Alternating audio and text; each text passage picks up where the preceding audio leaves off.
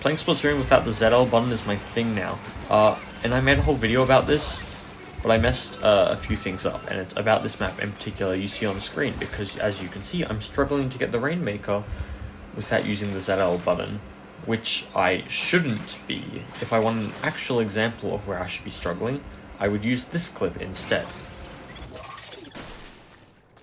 Against all odds, I saw potential in Museum, so I decided to keep testing in Recon mode. And I don't know why, if you remember this at all. Something that really piqued my curiosity as I had tested all this in the previous week is how the tower in Eeltail and Mincemeat reacted very differently to my Zipcaster respawn point. The only difference between these two is that Mincemeat respawn wasn't obstructed by the tower and Eeltail was, so the respawn moved accordingly. The tower is not the only platform in Splatoon that actually moves, however.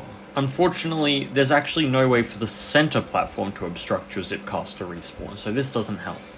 But at this point, why be limited to just looking for Zipcaster and Inkjet respawns? Why not simply just elevate ourselves on our own terms? Unfortunately, until somebody else smarter than me finds a loophole, the minimum we can actually get to is still only 62. We cannot get this checkpoint. Furthermore, even doing just this much is still really hard, and most attempts will end up looking like this, where you just get pushed by the spinning platform.